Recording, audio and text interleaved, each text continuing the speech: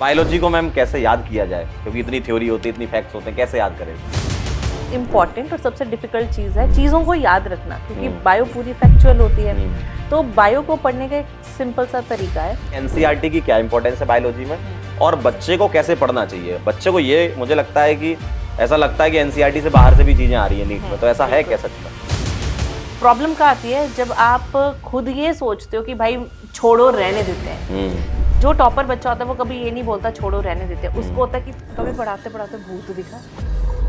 Ma'am वैसे देखा जाए तो ये एकदम सही सवाल है। मैंने क्लास ली, मेरी क्लास खत्म हो गई, अब ऐसी शाम को एक दिन बैठे हुए थे तो आसिम सर ने पूछा, भैया यार वो जो स्टूडियो में अपन क्लास लेते हैं वहाँ कुछ फील किया आपने? और मेरे को भी वही फील हुआ था।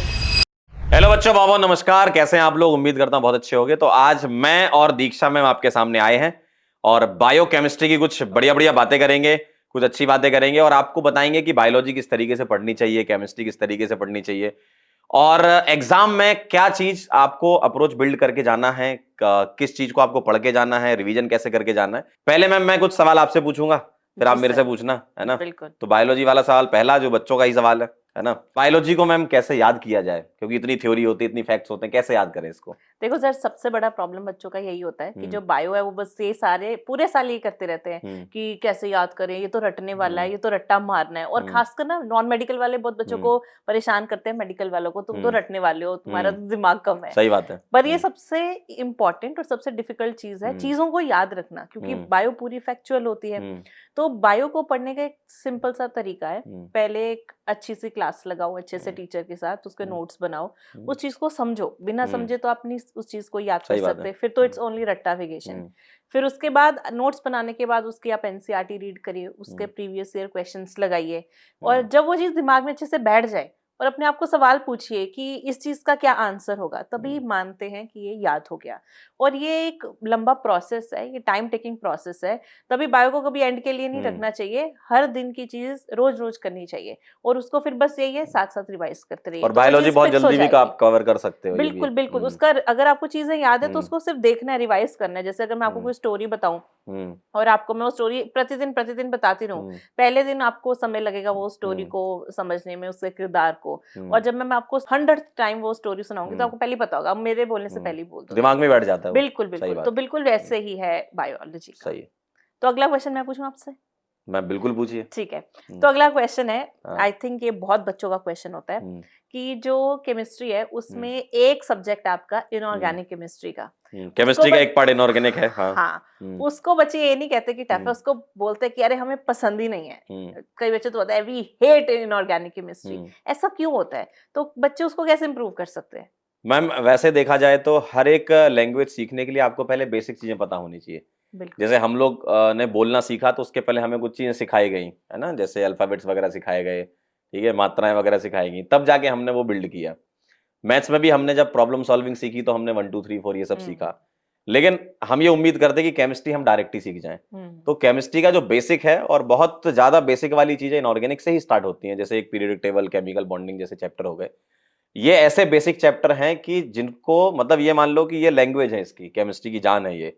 अगर इनको अच्छे से आप सीख गए, अच्छे से आपने सारी चीजें समझ ली, याद करने वाली चीजें कुछ हद तक होती हैं, है ना, लेकिन वो आती हैं ब्लॉक केमिस्ट्री में।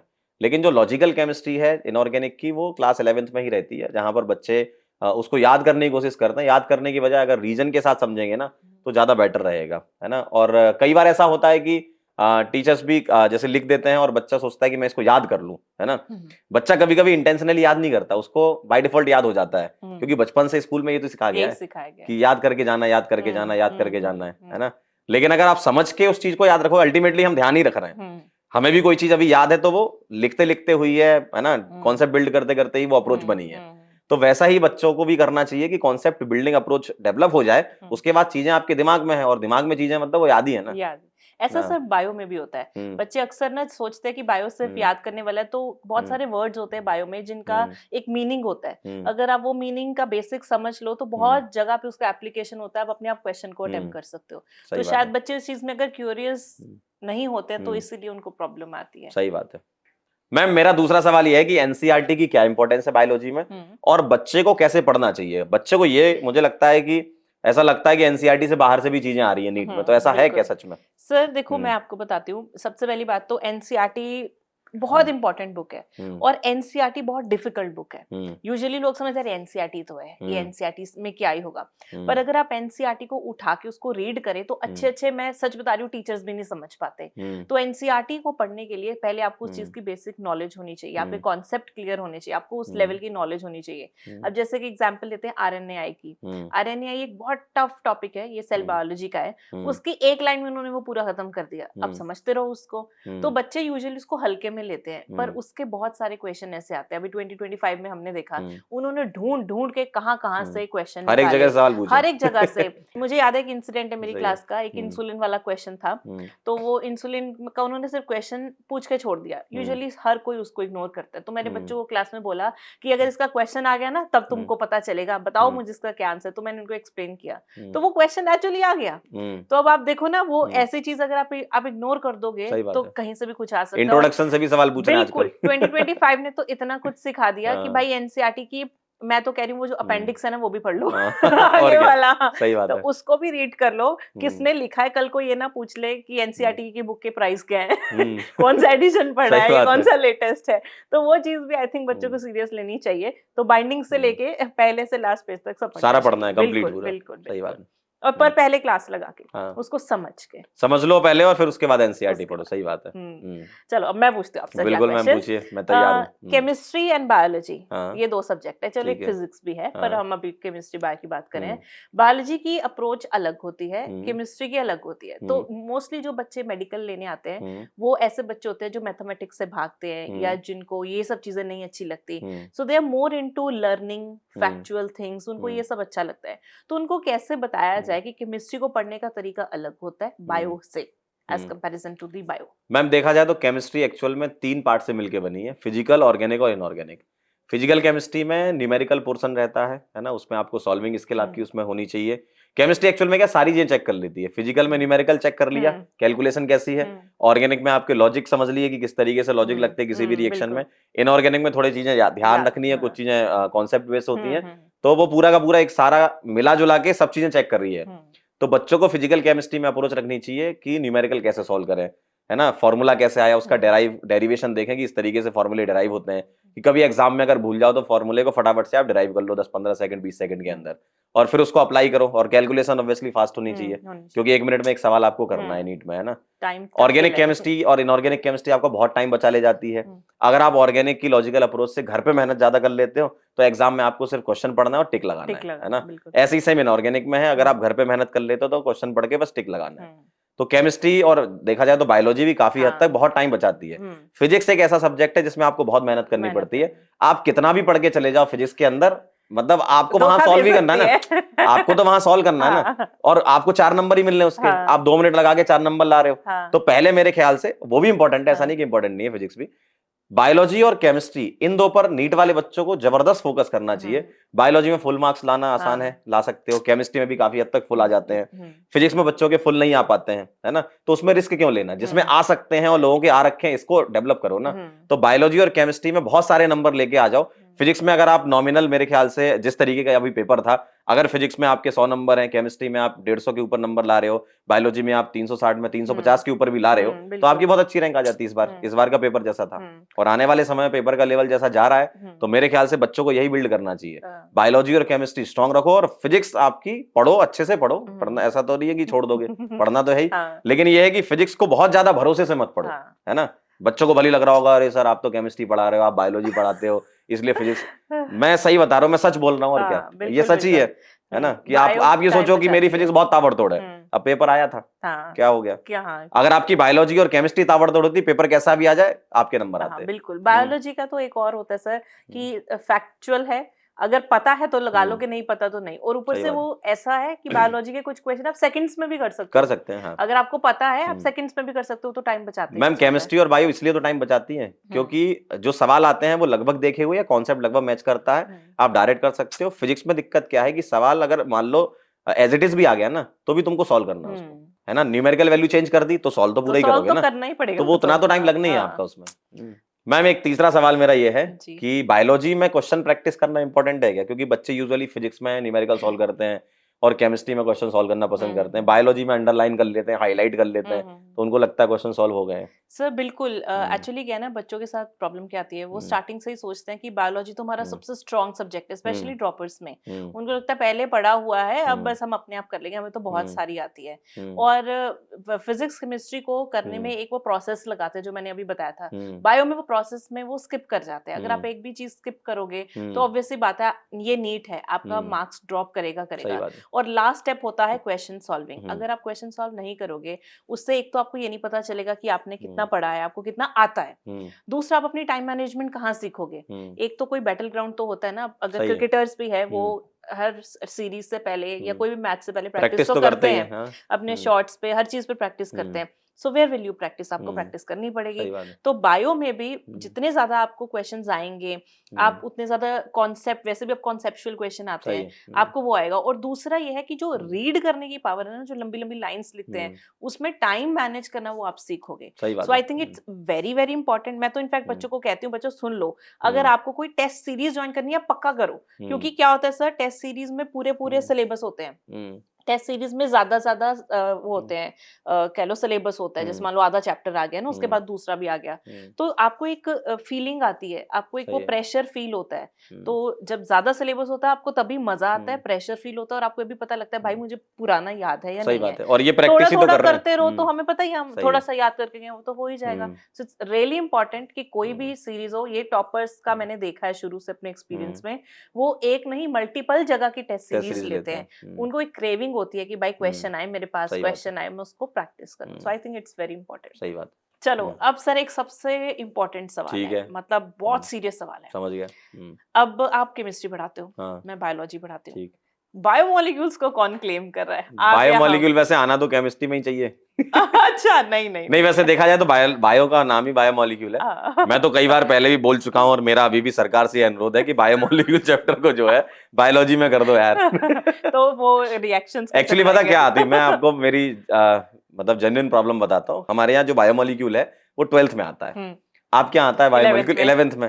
तो हमारे इतना आसान होता है, पढ़ाना आसान है बायोमोलिक्यूल, नीट वाले बच्चों को, जेई वालों को नहीं, नीट वालों को, कि आपने जैसे बायोमोलिक्यूल स्टार्ट करा, सर ये तो आता है हमको, ये पढ़ रखा, अरे सुक्रोज, ग्लूकोज, फ्रक्टोज, और रिएक्शन करो, सब समझ में आता है उनको। तो वैसे भी उनको आता ही है बायोमोलिक्यूल क्लास 11th में, तो बायोमोलिक्यूल चैप्टर बायोलॉजी में ही हो जाना चाहिए, है ना। लेकिन हाँ, उसका chemical aspect, chemical reactions chemistry में तो शायद हो सकता है, इसलिए यहाँ डाला गया हो। लेकिन हमें तो फायदा होता है, खासकर बायोलॉजी मतलब नीट वाले बच्चों को पढ़ाने में फायदा होता है। तो चलो अब से बायोमोलिक्यूल हम क्लेम कर लेते हैं। हाँ बिल्कुल, आप क्लेम करो। सवाल हमारे यहाँ आएगा तो बहुत आसान करा दो। हमारे यहाँ सवाल आता है तो बहुत आसान होता है, सिंपल क्वेश्चन पूछते हैं हमारे, क्योंकि डिटेल वाला बायोमोलिक्यूल तो नहीं पूछते ना, यहाँ तो केमिकल रिएक्शंस पूछ रहे हैं। नॉर्मल होता है, नॉर्मल सिंपल, बस वो स्ट्रक्चर पे क्वेश्चन होता है, पर बच्चों को अच्छा लगता है फिर। सही, वहाँ केमिस्ट्री में जाके उनको लग रहा है कि क्योंकि देखो मैम, बायोमोलिक्यूल से यहाँ भी सवाल आना है, वहाँ भी आना है, तो एक ही बार पढ़ा होता है, उसने 2 जगह के सवाल हो जाते हैं। बिल्कुल, इसलिए 4-5 क्वेश्चन बायोमोलिक्यूल की। और केमिस्ट्री के मास्टर बोल देते तुमने तो बायोलॉजी में पढ़ा होगा, लेकिन मैं पूरा पढ़ाता हूँ बायोमोलिक्यूल। मेरे साथ सर हो चुका एक बार ऐसे, ऑफलाइन में। जो मेरे साथ जितने भी केमिस्ट्री वाले टीचर आते थे ना, वो खुश हो जाते थे कि आपने पढ़ाई दिया होगा, और क्या, उनकी छुट्टी हो जाती थी, बायोमोलिक्यूल आपने पढ़ाई दिया। सही है मैम। अगला सवाल मेरा आपसे ये है कि बहुत सारे बच्चे ट्राई तो बहुत करते हैं, लेकिन कुछ ना कुछ गलतियां वो करते रहते हैं, उनको ये समझ नहीं आता कि हम अपनी गलतियों कैसे सुधारें, और उनको बायोलॉजी में अगर फुल मार्क्स लाने हो तो आपकी तरफ से क्या सजेशन है उनके लिए? देखो, अगर कोई भी सब्जेक्ट है, नॉट जस्ट बायोलॉजी, फिजिक्स है, केमिस्ट्री है, हमारा बायोलॉजी है, आपको सबसे पहले ना अपने गोल के लिए एक, वो कहते हैं ना, अपने आप पे ट्रस्ट करना पड़ेगा, और ये समझना पड़ेगा कि मैंने यहाँ पे ना कोई वो नहीं करनी, क्या कहते हैं ना, अपने आप पे ट्रस्ट इश्यूज नहीं करने, कोई झूठा नहीं करना, कुछ फरेब नहीं करना, क्योंकि आप झूठ किससे बोल रहे हो? अपने आप से बोल रहे हो। तो जो एक प्रोसेस होता है, आपको उसी प्रोसेस को एवरीडे फॉलो करना पड़ेगा। इसे कंसिस्टेंसी कहते हैं, कि मैंने आज क्लास भी लगानी है, मैंने उसका रिवाइज भी करना है, मैंने उसके क्वेश्चन भी करने हैं। देखो, कुछ बच्चे होते हैं जो 11th 12th साथ साथ कर रहे होते हैं, कुछ ड्रॉपर्स होते हैं। तो 11th 12th वालों का सबसे पहली प्रॉब्लम यही आती है कि स्कूल भी है मैम, ये भी है, तो दिन में तो आप 2 ही क्लास लगा रहे हो ना, तो आई थिंक इट्स वेरी मैनेजेबल, और उसमें भी थोड़ा पोर्शन होता है। प्रॉब्लम क्या आती है, जब आप खुद ये सोचते हो कि भाई छोड़ो, रहने देते हैं, जो टॉपर बच्चा होता है वो कभी ये नहीं बोलता छोड़ो रहने देते, उसको होता है कि this is my today's task, कि मेरा आज का काम है भाई, मैंने करना है, तभी तो आपको नेक्स्ट क्लास का समझ में आएगा। और ऐसे ये पैटर्न चलता जाएगा। कई बार हो जाता है बच्चे बीमार हो जाते हैं, कोई ऐसी प्रॉब्लम आ गई, एग्जाम्स आ गए, तो उसको आपकी रिस्पॉन्सिबिलिटी है, आप उसको कवर अप करो। जब आप ऐसे करते रहोगे और बीच में आप इसको इवेलुएट करते रहोगे, इवेलुएट कैसे करोगे? टेस्ट देके। जब आप टेस्ट दोगे आप उसको उसमें गलती भी करोगे। ऐसे नहीं होता कि टॉपर जो बच्चा है वो कभी गलती नहीं करता, वो टेस्ट देगा, उसमें गलती करेगा, उसकी बस एक खूबी होती है, उससे वो सीखता है। सही बात है। और टेस्ट में बनाए इसलिए जाते नहीं है, टेस्ट इसलिए तो बनाए जाते हैं कि यहाँ गलती कर लो ताकि पेपर में गलती ना करो। नीट में हमें गलती नहीं करनी है, हमें गलती अगर करनी भी है थोड़ी बहुत तो वो टेस्ट में करनी है। कई बार मार्क्स ज्यादा आते हैं, कई बार कम आते हैं। मैंने ऐसे बहुत बच्चे देखे जिनका सिर्फ सिंगल डिजिट रैंक था, पर उन्होंने टेस्ट में बहुत ब्लंडर मिस्टेक्स करी है। बट उनकी एक चीज अच्छी थी, उन्होंने हार नहीं मानी और उन्होंने उन गलतियों से सीखा है। स्टूपिड मिस्टेक कराते हैं। एक ग्लैंड्स का होता है, हमारे types of gland, endocrine, exocrine, अरे उनमें उनको डाउट हो जाता है, उसमें पता नहीं क्यों कंफ्यूज हो जाते हैं। तो आपको उस चीज से सीखना है, आगे बढ़ना है, ये इसी से आपका परफेक्ट स्कोर आएगा। पर अगर आप बीच में वो कर दोगे कि नहीं रहने देते हैं, छोड़ो, ऐसे वैसे, या किसी की बात सुन ली, डिमोटिवेट हो गए, then this will be difficult. और मेरे ख्याल से मैम कई ऐसे भी एस्पेक्ट इसमें होते हैं कि बच्चा जब पहली बार पेपर देने जाता है तो उसका फर्स्ट टाइम होता है, घबरा जाता है, सेंटर के बाहर भीड़ देख लेता है, बिल्कुल है ना। तो ये सब चीजों के चलते हुए अपन लोगों ने इसलिए रियल टेस्ट सीरीज भी लाए हैं, ताकि बच्चों का ये डर, घबराहट, इन्विजिलेटर कैसे दिखते हैं, क्या होता है वहां पर, इन सब का बच्चों को एक्सपीरियंस मिल जाए एक बार। तो रियल टेस्ट सीरीज के लिए हम लोग लाए थे। हम ये इंसिडेंट सर हमारे साथ भी जरूर होता है। जब हम कोई एंट्रेंस देते हैं, इतने लोगों को देखते हैं कि भाई बहुत सारे लोग आ रहे हैं, ये भी पेपर सॉल्व कर रहा है, वो भी सॉल्व कर रहा है, मेरे होंगे कि वो सेंटर के बाहर जो डर का माहौल रहता है ना, वो अलग ही कॉन्फिडेंस लूज कर देता है। मैं बच्चों को एक बात बोलूंगी, जब भी आप एग्जाम में बैठे होते हो ना, जैसे वो घोड़े के यहाँ लगा देते हैं ना, जब घोड़ा रेस करता है तो उसको कुछ नहीं दिखता, उसको सिर्फ अपना वो सामने गोल दिखता है, तो तुम भी अपने वो लगा जाना। और क्या। हाँ, तो और बस अपना चलते जाना। और जरूरी नहीं होता साथ वाला अगर पेपर देख रहा है वो क्या पता एक्टिंग कर रहा हो, तो आपको तो अपनी एक सीट लेनी है ना, डजंट मैटर।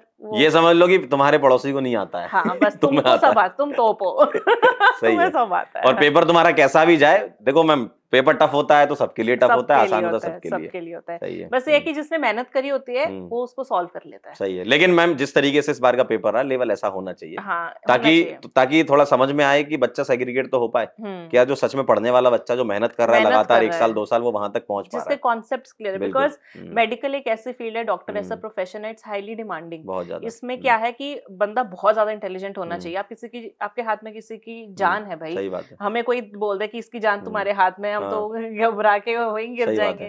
तो ऊपर से हमेशा every time it's a trend, 20 lakh से ऊपर बच्चा पेपर देता है, हाईली कम्पिटिटिव एग्जाम है, तो लेवल तो ऐसा होना चाहिए। आई थिंक ये प्री कोविड टाइम्स वाला लेवल है, जब सही बात है, पहले वाला ये AIPMT वाला तो खैर थोड़ा इसको टच कर गया ये, पर आई थिंक इट्स अच्छा है, बहुत बढ़िया है, बहुत बढ़िया है। तो नॉर्मली हम कहते हैं कि बायोलॉजी में एनसीईआरटी बहुत इंपॉर्टेंट है, कि एक लाइन पढ़ो, ऐसे करो। What is the role of NCERT in chemistry? Chemistry में भाई एनसीईआरटी पढ़नी कैसे है? जब मैं भी स्टूडेंट थी ना, तो मेरे को कभी नहीं समझ में आया कि फिजिक्स की और केमिस्ट्री की एनसीईआरटी पढ़नी भी है, कैसे पढ़नी है, क्योंकि सब कुछ बिखरा बिखरा सा होता तो खैर बायो में भी है, बट फिर भी बायो में थोड़ा सा समझ आ जाता है, और बायो में फोटोज भी होती हैं 2-4। केमिस्ट्री में, फिजिक्स में तो वैसे हाँ वो वैसे है नहीं है। तो एक वो इंटरेस्ट कैसे बने और उसका क्या तरीका है कि बच्चे को बहुत बर्डन ना लगे एनसीईआरटी? मैम केमिस्ट्री की एनसीईआरटी अपने आप में बहुत खतरनाक है, और केमिस्ट्री की एनसीईआरटी ऐसी है कि अगर आप एक पैराग्राफ पढ़ोगे, उसके बाद जैसे ही दूसरा पैराग्राफ पढ़ोगे तो आपको सिंक ही समझ नहीं आएगा, क्योंकि एनसीईआरटी किसी फॉरेन ऑथर की बुक से काट करके, केमिस्ट्री की जो मुझे पता है वहां से काट करके as it is line, as it is table डाली गई है, वो एनसीईआरटी बनी हुई है। तो आप उसमें टेबल देखेंगे, टेबल का कनेक्शन हल्का फुल्का दिखेगा लाइन में, लेकिन जैसे ही पैराग्राफ चेंज हो जाएगा तो थॉट प्रोसेस ही चेंज हो जाता है, क्योंकि वो पूरा सिंक में नहीं बनाई गई है। बायो में भी सर बिल्कुल, अगर उसकी लैंग्वेज को मॉडिफाई करके नए तरीके से लिखा जाए तो ज्यादा कनेक्टिविटी फील होगी, अभी नहीं होती है। तो इसलिए मैं तो रिकमेंड नहीं करूंगा कि बच्चा फर्स्ट टाइम एनसीईआरटी पढ़े। पहले आप जहां भी पढ़ते हो अपने टीचर के नोट्स को पढ़िए, कहीं भी जहां भी आप पढ़ रहे हो, टीचर को पता है क्या सीक्वेंस में चलना है, तो उनके नोट्स को आप पूरा फॉलो करिए। जब पूरा चैप्टर खत्म हो जाए उसके बाद एनसीईआरटी की रीडिंग करेंगे ना, तो आपको सारी चीजें क्लैरिटी समझ में आएंगी। इसलिए हम लोग भी क्लास में रिकमेंड करते हैं कि जब एनसीईआरटी पढ़ने का समय आएगा तब हम आपको बता देंगे क्या पढ़ना है उसमें से, कितना पढ़ना है, क्योंकि आप खुद से पढ़ने जाओगे तो आप फैल जाओगे, आपको समझ ही नहीं आएगा कि क्या चल रहा है। आप बस वो हाईलाइट करते रहोगे जिसमें मजा आता है, है ना, 2-2 लाइनें हाईलाइट कर ली, उससे कुछ होना नहीं है। पहले आप चैप्टर का कॉन्सेप्ट क्लैरिटी कर लो, सारे कॉन्सेप्ट अपने स्ट्रॉन्ग कर लो, उसके बाद एनसीईआरटी की रीडिंग करोगे तो आपको सारी चीजें क्लियर हो जाएंगी। तो केमिस्ट्री में एनसीईआरटी इंपॉर्टेंट है, यस इंपॉर्टेंट है, बहुत ज्यादा इंपॉर्टेंट है, लेकिन चैप्टर खत्म होने के बाद आपको अपनी साइड से उसको रीड करना पड़ेगा एक बार। मैम एक सवाल मेरा आखिरी आपसे ये है कि बायोलॉजी में कितना एक्स्ट्रा पढ़ना होता है और कहाँ पर पता चलेगा कि बस अब बायोलॉजी हमारी रेडी हो गई है?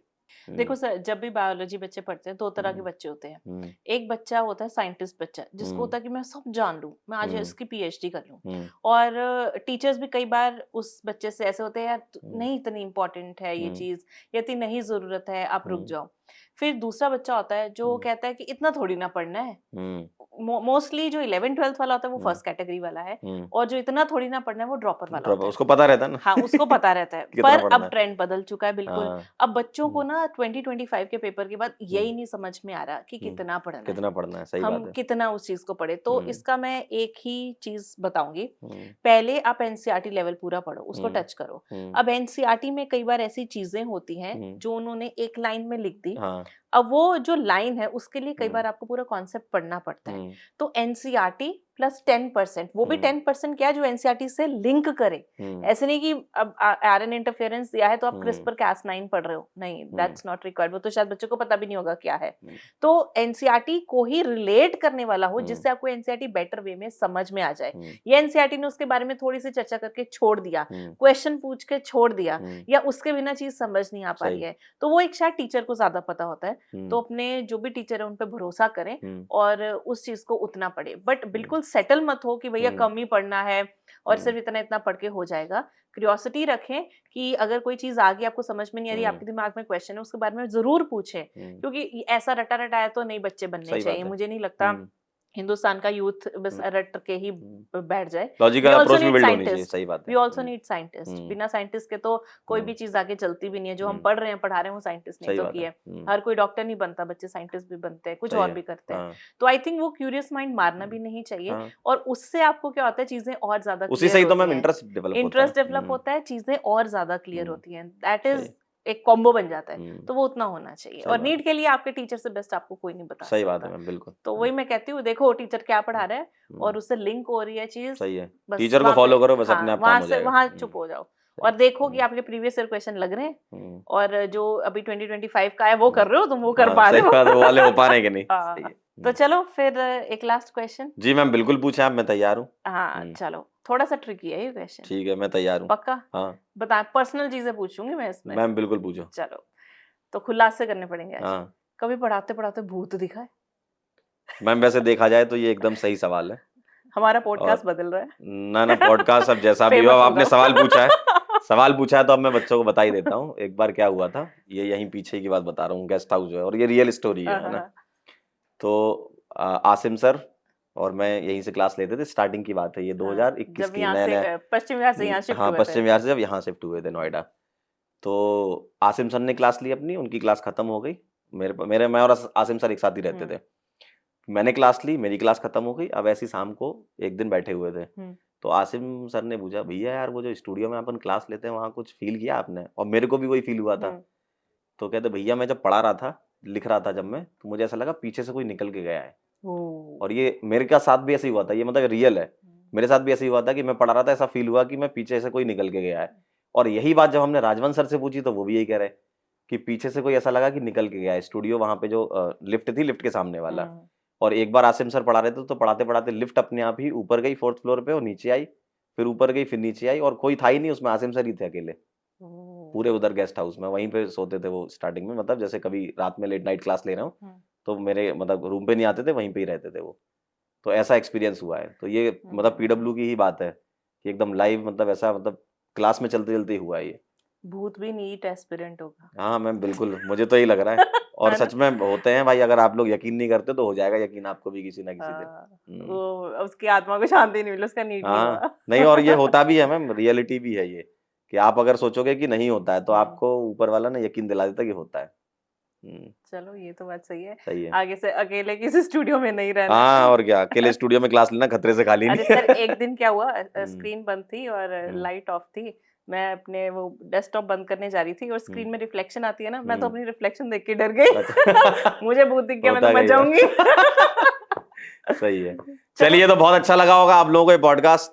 अब मिलते हैं कभी, है ना मैम? हाँ, जरूर जरूर। बिल्कुल, तो आप लोगों के सामने ऐसे ही हम आते रहेंगे और आपको बहुत अच्छी अच्छी बातें सिखाएंगे। थैंक यू सो मच, बहुत बहुत धन्यवाद। और बच्चे ये भी बता सकते हैं कि अगला पॉडकास्ट वो किस पे चाहते हैं, है ना? बिल्कुल, बिल्कुल, हमें कमेंट करके जरूर बताना। नमस्कार।